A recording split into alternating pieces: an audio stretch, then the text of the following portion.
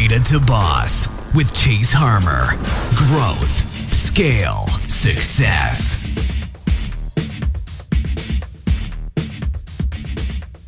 All right, so on Beta2Boss today, we have Chef Maneet Chauhan, which is a U.S.-based television personality and owner of several high-end restaurants in Nashville, which are all different genres and all truly amazing. Maneet has been featured as a judge on Chopped on the Food Network, has appeared on the next Iron Chef on The View on ABC, as well as Iron Chef America and The Today Show on NBC.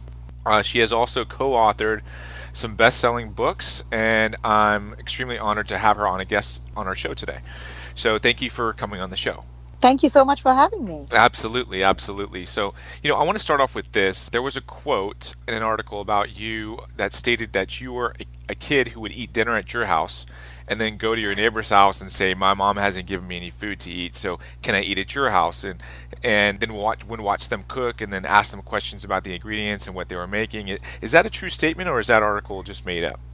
No, it's very true. I have been obsessed with food for as long as I remember. And yes, I would do that. I would have dinner at home, go to my neighbor's place, tell them my parents hadn't fed me, and eat at their dinner table. And that was a normal thing for you to do on a daily basis, or just like every few? More often than not. Yes, more often than not. So you grew up in India, correct? Yes. Okay. So tell me about the Chef Maneet story. I mean, you attended schools in Punjab, India, and ultimately finished your schooling out there and then came out here. Tell me about, growing up and then making that transition to the United States. So I grew up in this really small town in eastern India called Ranchi. And the interesting part about the town was that, there were people from all over India staying in that locality, because my father was an engineer, and so this was a very professional town. There were people from all over the country, and the incredible part about that is that each and every state in India has a very distinct cuisine of its own. So I grew up in Northern Indian, like Punjabi household. So that's the food that I was familiar with. But this is what fascinated me about going to my neighbors' houses, because they would be using ingredients and they would be using techniques which I didn't see in my house. Sure. So that's how my love for, different ingredients and food items really started. And again, in the small town, everybody was studying to be a doctor or an engineer, and I decided I wanted to be a chef, which was so beyond what was acceptable. So with the blessings of my parents, who said, do whatever you want to, just make sure that you're the best at it, I decided to do my hotel management in India, because there wasn't a culinary school per se. Sure. So during my hotel management, I went to southern India for that, in a town called Manipal. And I specialized in the kitchen. So all my externships were in the kitchen. And then towards the end, just before graduation, I asked my chef instructor, which was the best culinary institute in the world to go to. And without even batting an eyelid, he said the CIA, which is the Culinary Institute of America, before anybody thinks I'm more interesting than just a chef. And, so it's not the CIA where you're shooting no, guns? it's not the CIA. Gotcha. Yeah. And that was it. That's how I came to America to attend school. And yeah. Okay, so here I am. Yeah, so here you are. So you ultimately decided to go to the Culinary Institute of America. And backing up just a little bit, you were saying, yeah, it's kind of cliche to be the doctor and engineer. And I was actually married into an Indian family for 6 years. So my ex-wife was Punjabi. So, obviously I had to go through that same thing being a credit card processor, because they wanted me to be a lawyer or something else. So I completely understand that. Something more acceptable. Yes. Right. Well, exactly. So you made the transition here over to the United States, and you attended the Culinary Institute of America, which obviously is a very highly rated school for food. And you ultimately, right from there, you started. Many graduates really, and you graduated from there, but many graduates aren't really that confident in their experience and skills yet, but yet you jumped straight into a managing position in a startup restaurant and turned it into a success. You worked at some notable restaurants in Chicago and New York. Talk to me a little bit about that. So after you graduated from the Culinary Institute, You started your career. You went from there to Chicago and New York, worked in some restaurants there. You want to talk a little bit about that? Absolutely. So, I mean, right after graduation, I wish I could say a lot of these things were planned, but I am the kind of person who takes each and every opportunity which comes in front of me and turns it to my benefit. So when I graduated, I was, I graduated at the top of my class from the CIA. I got all the awards. I had the highest GPA. So I was really flying high. I'm like, this is amazing. I just graduated from the best, hotel school in India and now the best culinary school in the world. And I will get a job, no problem at all. And the small caveat to that was that I came here on a student visa. And this in this industry, a sponsorship of work paper at that time still wasn't very prevalent. So even though I got job offers from some of the people who I really looked up to this in this industry and people who, I thought that my life would be made if I started working with them. As soon as I would tell them that, hey, I need my paperwork sponsored, they would drop me like a hot potato. Why was that? What do you think that is? Is there some liability on them for taking No, that? it's not. It's not a matter of liability. It's just a matter of it's extra steps. Gotcha. So when they were getting people who they didn't have to go through those extra steps to sponsor the paperwork, they would definitely go with something which was easier and something that they knew. Sure. This was a relatively unknown. Like, as you were saying, to sponsor an engineer or a doctor, it was easier because it had been done so many times. So during all of this, I had some of my relatives who were opening an Indian restaurant, and they asked me, they were like, hey, do you want to take this over and do you want to manage this? And I literally, I was at the stage, I'm like, okay, what do I have to lose? And that's what I did. So once I got into it, it was one of the most amazing experiences because the management skills that I got from that place was absolutely incredible. It was the best upscale Indian restaurant in southern Jersey, and we expanded from a 70-seater to a 130-seater. Is that the Vermilion restaurant? No, that was Bombay Cuisine. Okay. And that was around for around 3 to 4 years, and it was incredible.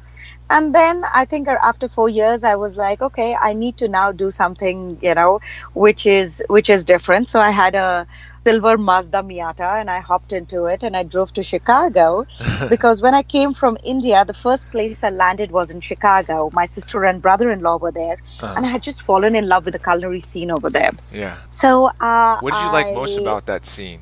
What I loved about the scene was the diversity.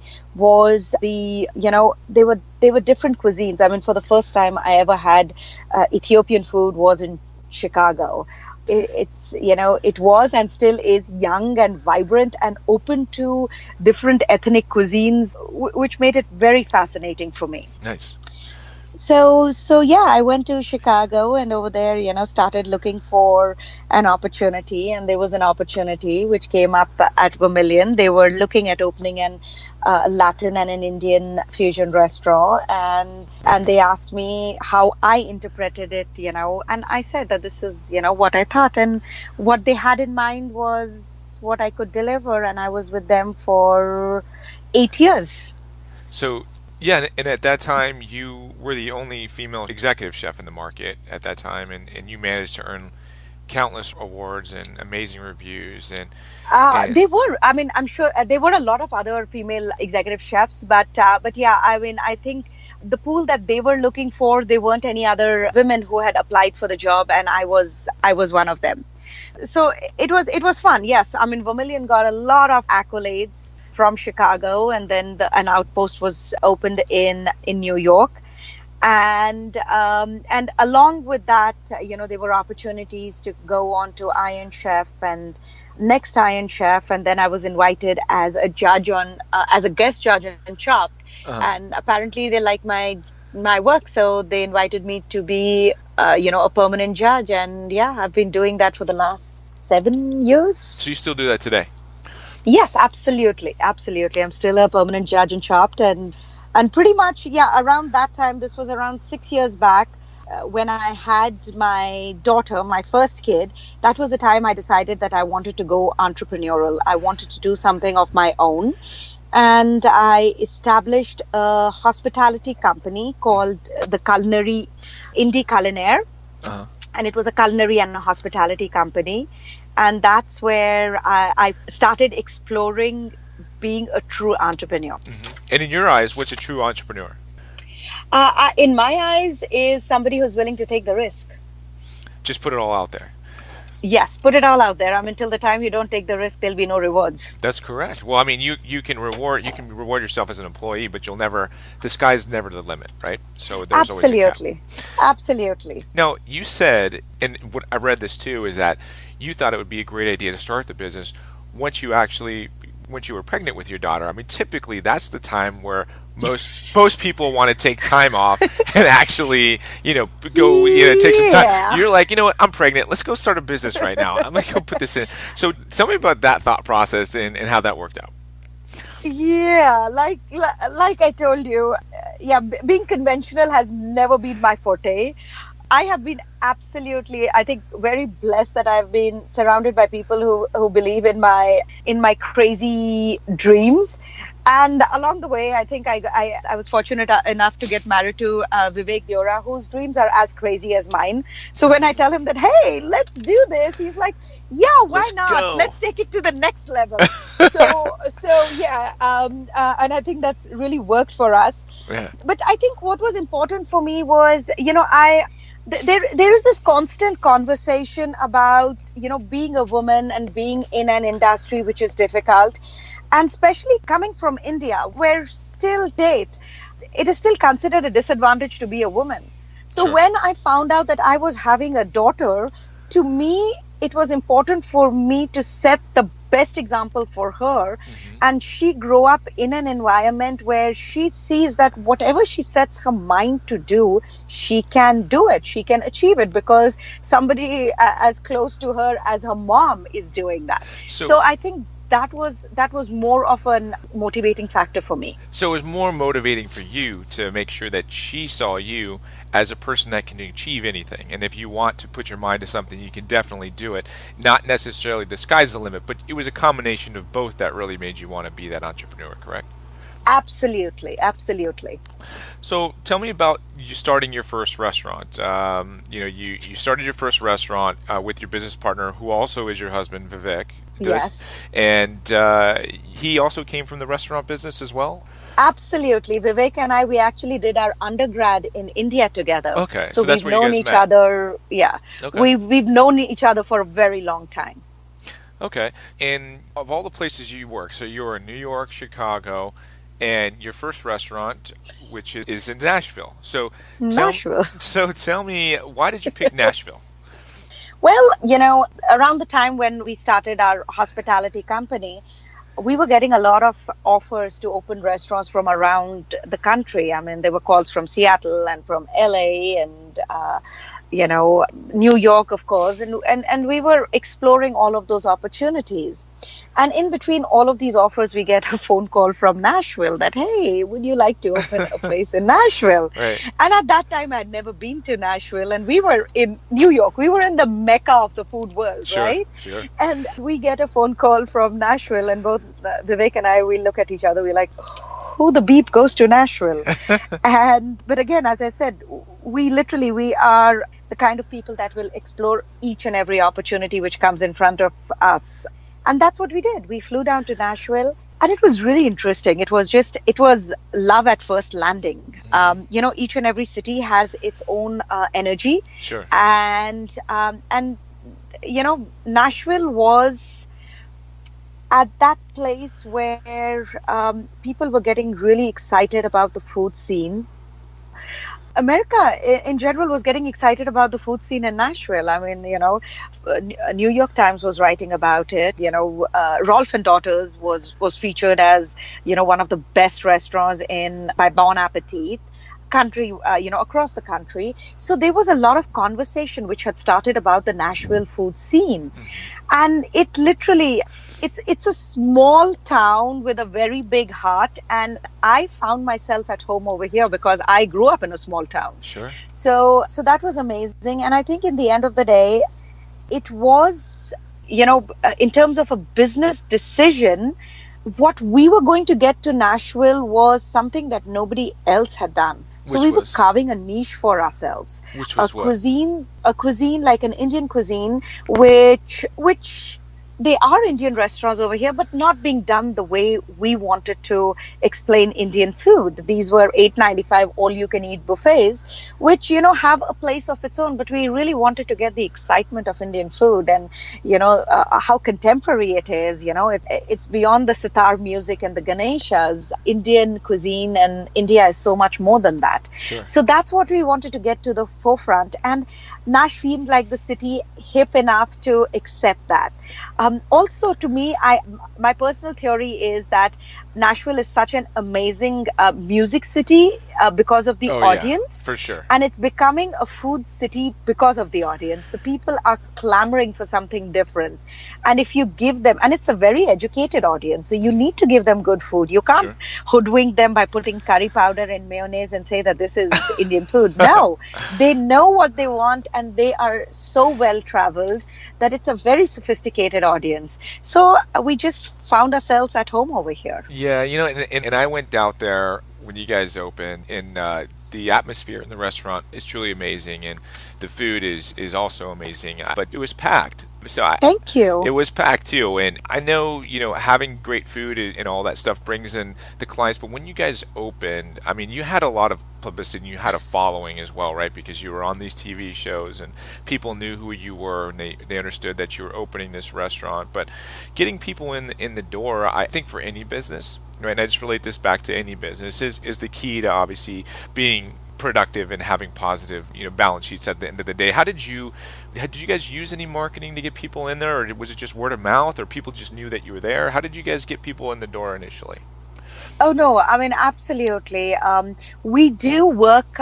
We believe that PR is a very integral part of a business. I mean, you can be doing the most amazing job ever. You can be creating the most amazing menus, most amazing dishes, but till the people don't know it, nobody's going to walk in through the door. Sure. So yes, we do work with marketing, with a PR company, and we continue doing that till a date. Mm-hmm. There definitely is a hype which was around that, that I was opening a place. I made it a point that even before we opened the place, I was very integrally involved with the local community and local events. Sure. Because this was going to be home. But of course, like I think an observation that you made earlier, that we somehow don't take the easy way out. So when we were opening the restaurant, we were expecting our second kid. And of course because why not? That's the best time, right?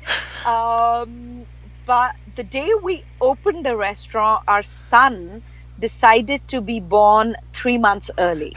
Oh my gosh! Well, that's kind of scary too, absolutely. right? Because that's a little too early, isn't it?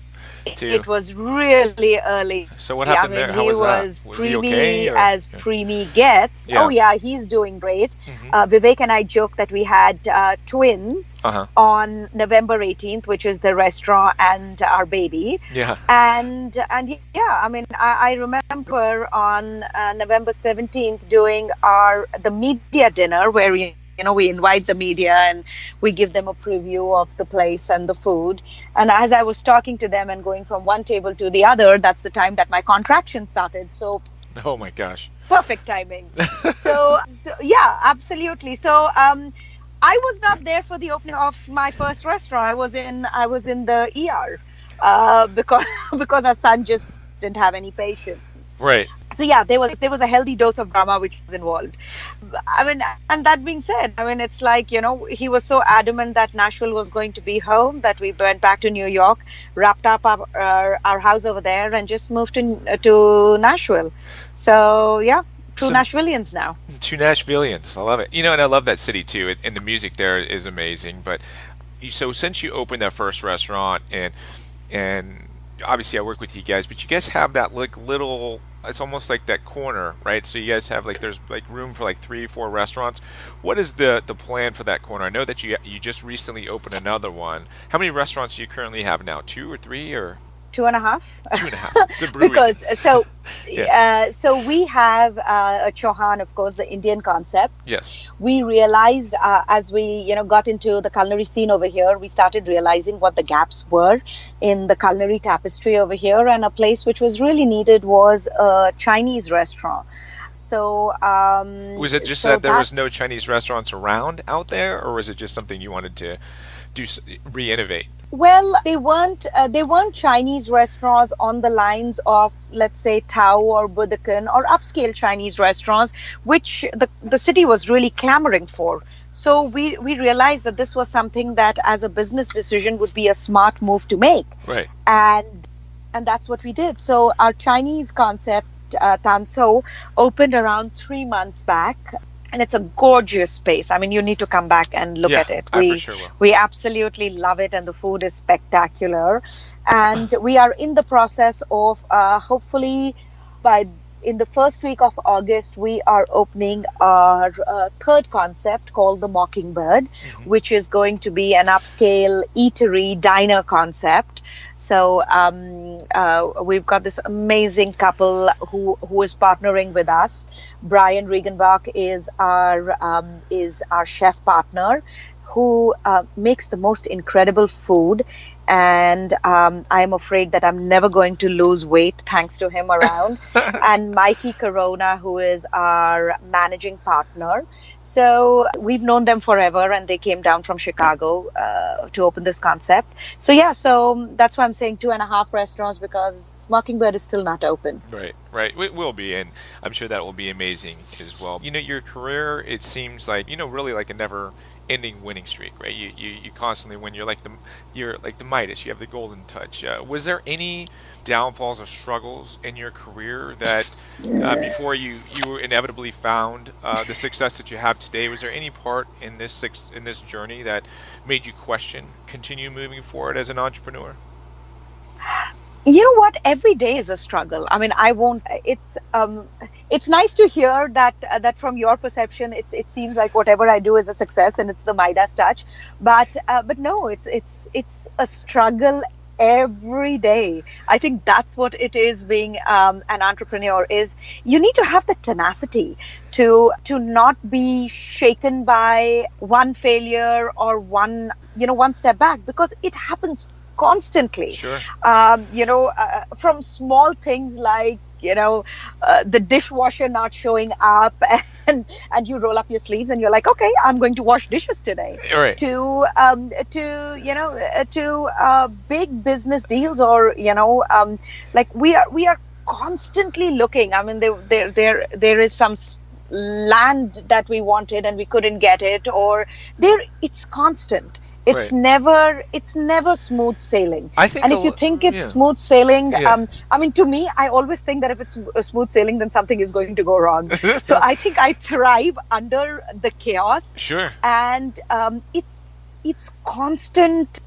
It's that constant beep hitting the ceiling. Sure. And you cleaning up the mess and learning from it and making sure that you don't make that same mistake again, but there are other mistakes that you make. Sure. And I think a lot of entrepreneurs, we thrive on the chaos, and it actually, guys like me, and I don't know about you, but I have ADD, so I have to actually continue to thrive in that chaos to make everything work.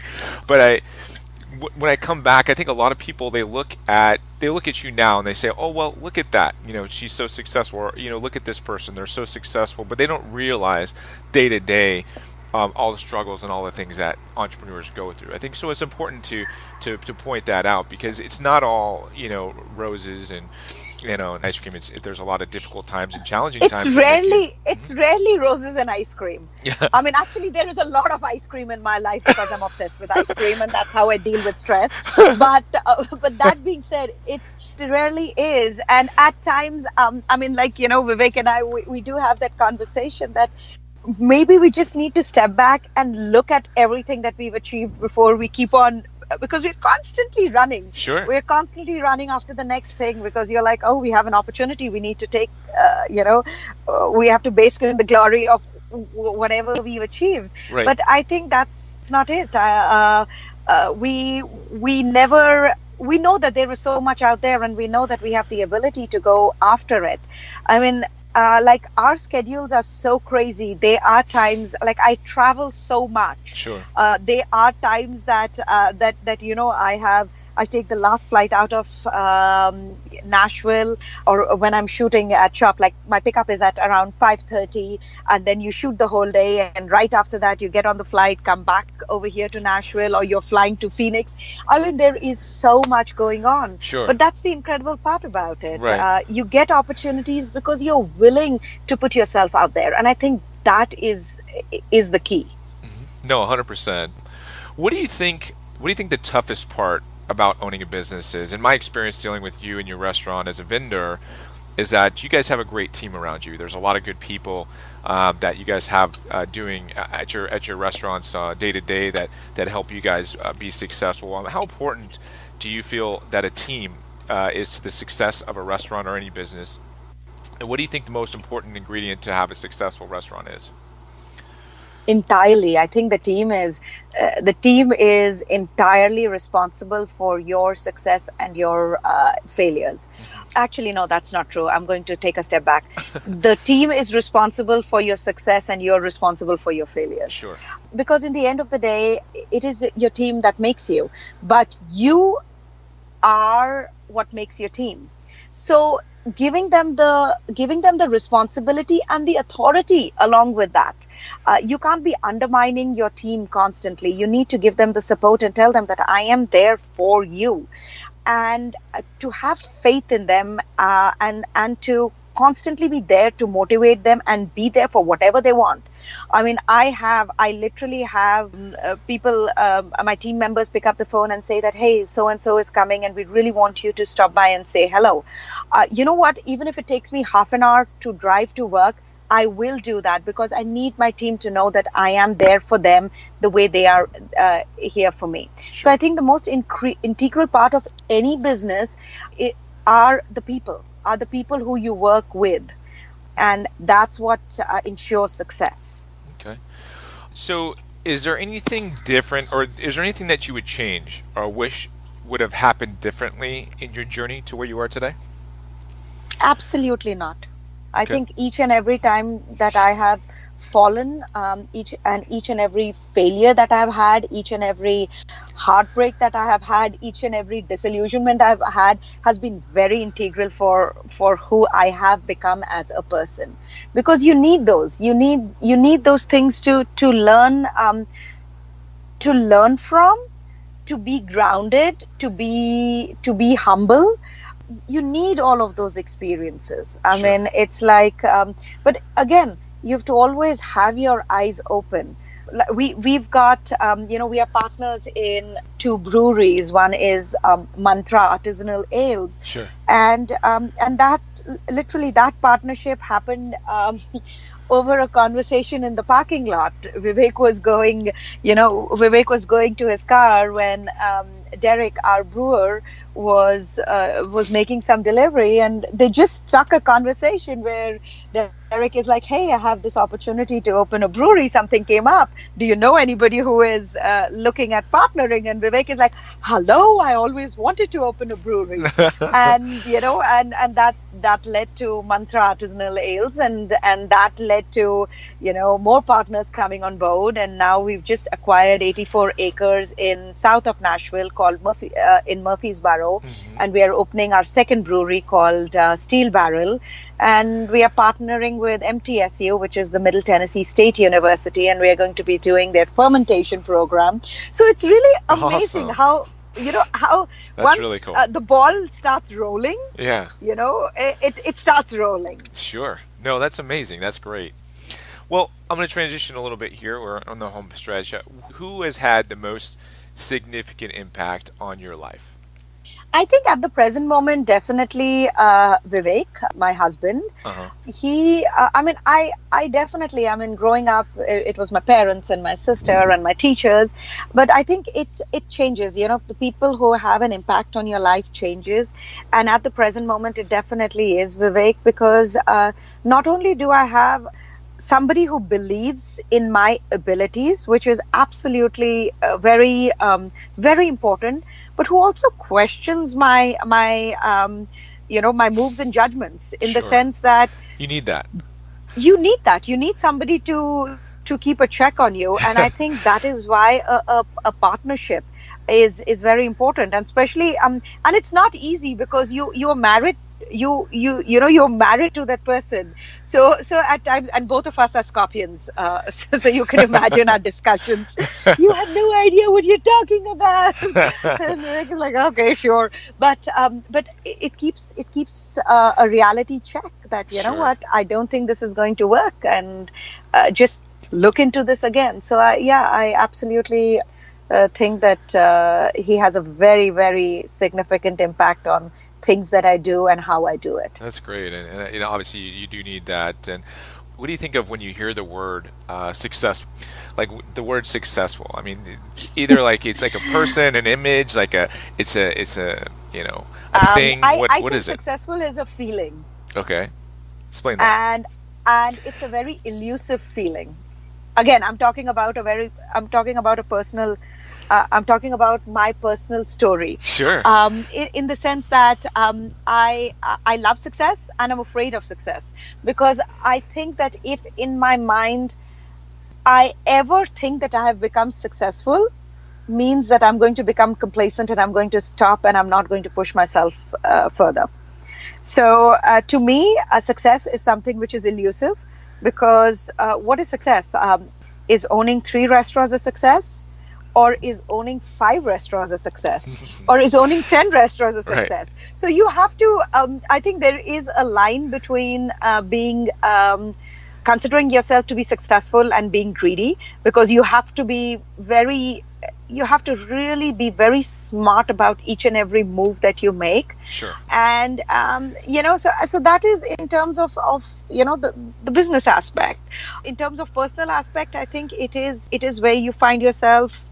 To me, it's my kids and my family. Just to spend quality time with them, to me, is success.